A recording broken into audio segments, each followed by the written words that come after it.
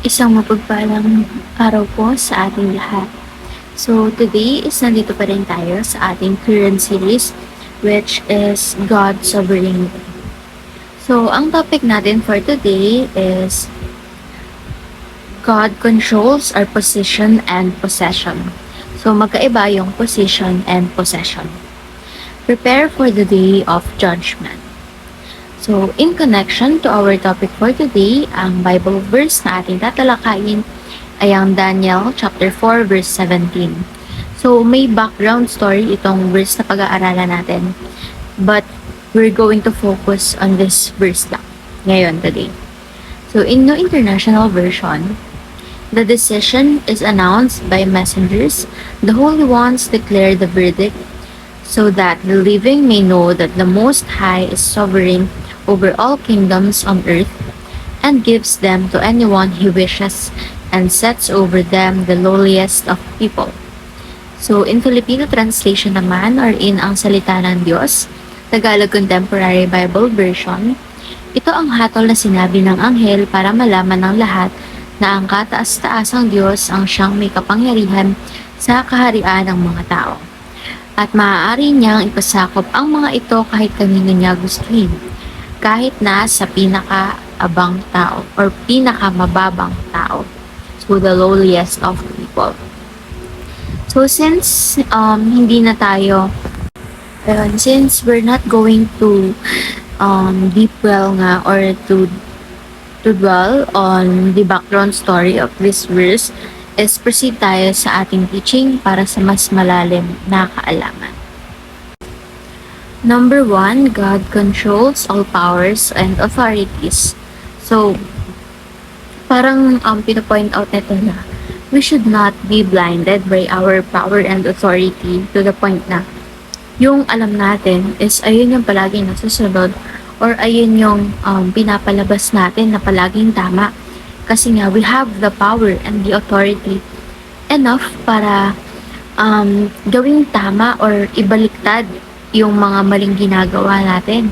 So, sinasabi nga ni God na, di ba, He is sovereign over all people, over all nations. So, dapat yung katotohanan and yung tama is binabase natin sa Kanya. Siya yung nagiging standard natin, hindi tayo. Not because, like for example, class president ka ng classroom. So, hindi lahat ng gagawin at sasabihin mo is tama. Huwag mong gawing standard yung sarili mo. Kasi lahat ng tao ay nagkakamali, walang taong perfecto. And we should also not be hypocrites. Kaya nga, dapat ang gawin nating standard and truth is si Jesus Christ and si Lord God. Kasi nga, Lord God controls all powers and authorities. Even us na kahit maliit or malaki man yung position na pinakahawakan natin, kinokontrol pa rin tayo ni God, diba?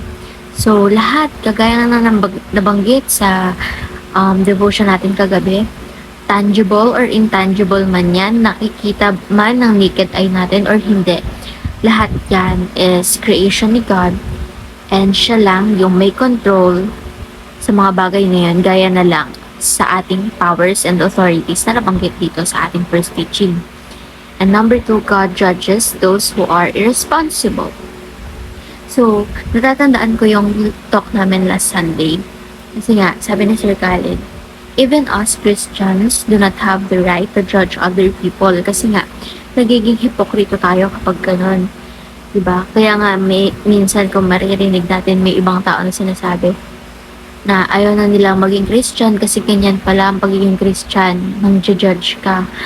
Kasi parang may nag-viral daw noon sa Facebook na may isang kabataang babae, and may isang matandang babae. Yung matandang babae, Christian siya.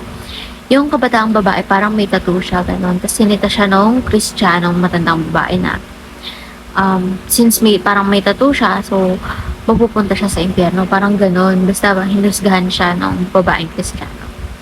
But then, the lesson there is, hindi nga dapat tayo nang-judge ng ibang tao.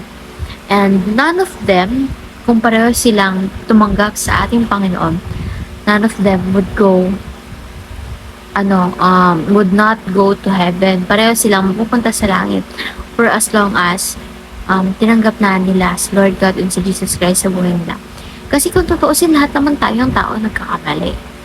So, ang pinaka-turning point natin is kung tinanggap ba natin si Jesus Christ and si Lord God sa buhay natin. Kasi kung papansinin natin yung mga pagkakamali na yun, kung yun yung magiging basehan natin, then walang makakaabot sa langit, di ba?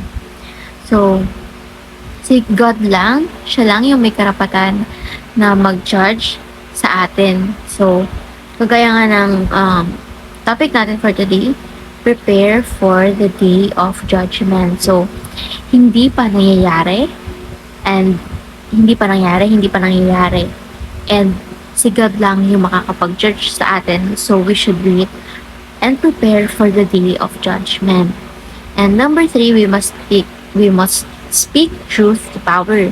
So, kung mayroon man tayong power or authority, we should use that or utilize that in